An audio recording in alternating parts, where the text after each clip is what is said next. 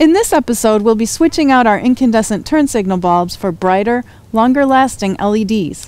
But there's more to it than just out with the old and in with the new. Stick around and we'll show you what we mean. This is Wanderlust Overland.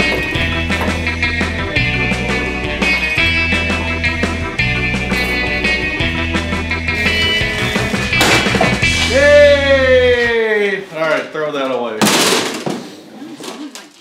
These are the, what are these? Bulbs. These are bulbs. They are all the things. They're all the things. Okay. These are the bulbs we'll be installing. We got them from our friends at HID Kit Pros. They're LumaWerx LW30s, and the 30 stands for light output, not power draw.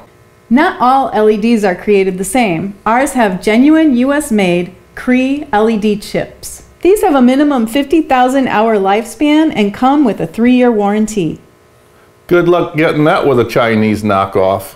Our advice, as always, do it right once. With our 5th Gen 4Runner, we truly only want to do this once.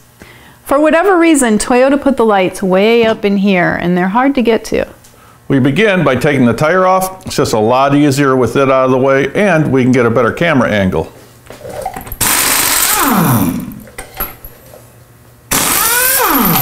To get to the bulbs, we have to get behind the fender liner. Now your space right here is likely going to look a lot different than ours. We ended up having to cut away a lot of our fender and fender liner when we installed our Southern style off-road high clearance kit.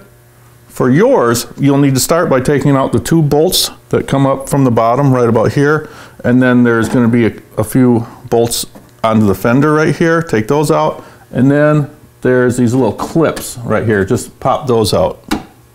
And then we'll peel this fender liner back a little bit so we can get our arm up in there. Then once we got the inner fender loose right here, we just tied it up with a piece of string. And the bulb is right there. Okay, so you simply grab onto it, twist it counterclockwise just a little bit, and it comes right out. Then we simply just pull the old one out and push the new one in. Make sure it's all in all the way. Then just get up in there.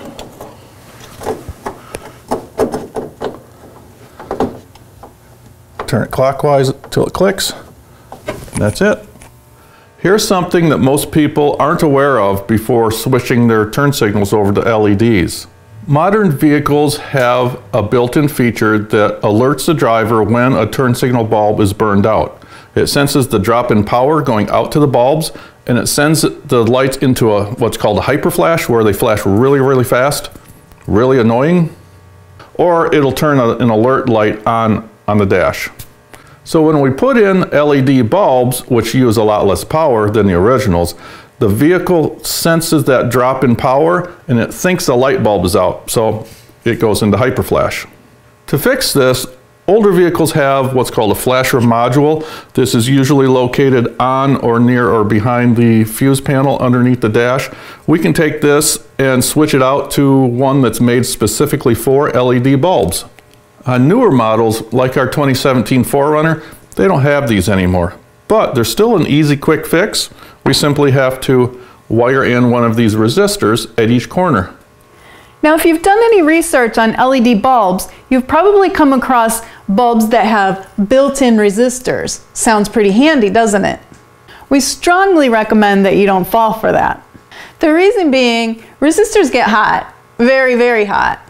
Putting a resistor and an LED chip in the same housing is going to result in a very short-lived bulb. On our 4Runner, it's really hard to get to the wires underneath, so we're going to tap in to where the wires pass through under the hood. The resistors we're using are from LumaWerx also, and this is kind of funny. They put different colored wires on it for positive and negative, but a resistor you can wire in either way. They just put the different colored wires on here so people who don't know that won't freak out and worry about which one is positive and which is negative. On vehicles like our 4Runner, our lights function as both a marker light and the turn signal, so it has 3 wires going to it. We need to tie in to the ground which on the Forerunner is the white one with the black stripe. And we need to turn into the flasher, which on the passenger side is the blue wire. This green one is for the marker light, and leave that one alone. We're going to use this special bracket that HID Kit Pros designed to mount our resistor to the inner fender with a little sheet metal screw. These supplied splice connectors are the most convenient way to tie them in. You simply take the wire and the wiring harness that goes to your light, you wrap it there, you take the end of the resistor wire and you stick it in this end all the way till it stops. Then you clamp this down really hard, and that's it. You're tied in. Now the rear is going to be much simpler because of these little access panels that they put in.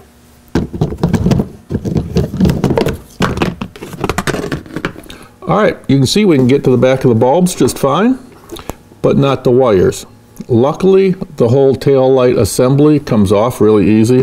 We just have to take out these nuts off of these studs and just pull it right off.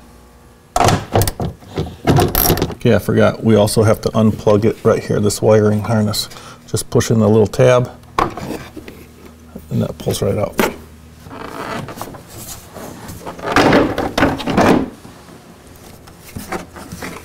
There it is. All right, we got to get to the wires on here. Be really careful with this piece of foam because that is what seals the cabin off from rain and everything. This is our turn signal bulb right in here. Take this little thing off so we can get the wire up off of there. And there's that. We're going to tie in with the resistor. I think right here would be good. And this, for the rear, all our bulb is just a turn signal. It's not a running light at all. So we just have the two wires, which is actually a green. On the driver's side, it's green with a yellow and a black. So that's easy enough. So we're going to strip this tape off of here and wire in our resistor. Just like the front, you just pull out the old one, pop in the new one all the way, and then line up those tabs and then turn it. Now, if you've been watching our videos for very long, you probably noticed that we oftentimes go the extra step on our installs. That's no exception here. We're actually going to solder our resistors into the wiring. This is how we do it.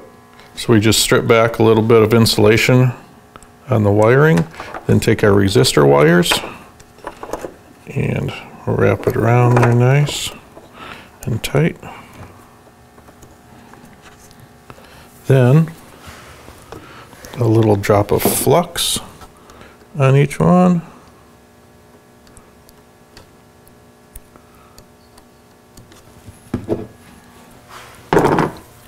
And then we can put a little solder on them.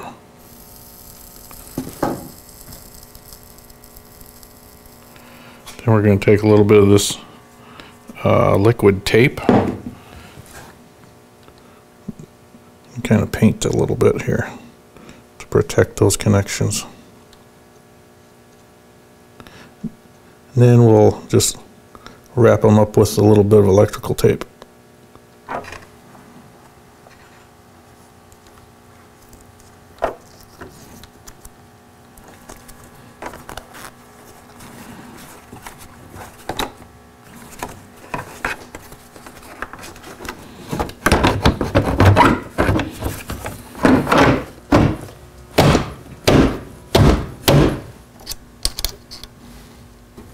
So the bolt that holds the taillight housing in makes an excellent spot to mount that resistor bracket. Just use the same nut and everything. And if the lights don't come on first time, take the bulb out and turn it and put it in the other way, because these LED lights are sensitive to polarity. One more thing that was brought to my attention. Ignore this red wire that we have tapped in right here. This has nothing to do with the turn signals. This actually lights up our license plate light. So don't look at that. Okay, that's the last one. All right, let's check them out.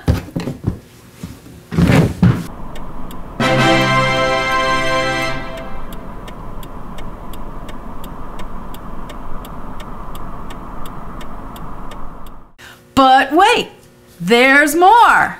If you're a subscriber to our channel, you've probably noticed we've been using the community tab as a way for our viewers to provide input for our upcoming videos. Here are just a few questions and comments we received for this one. Ereds asks, are you doing a switchback turn signal? A lot of people will love that.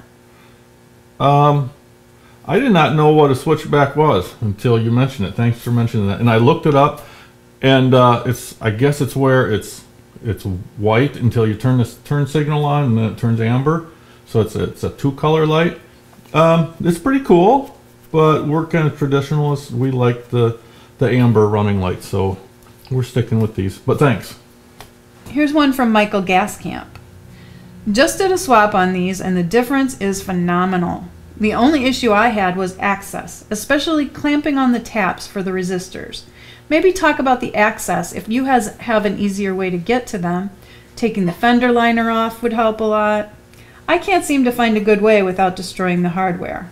Also, while you're there, consider swapping the side markers to LED also. They look much better, particularly since you have the LED parking lights.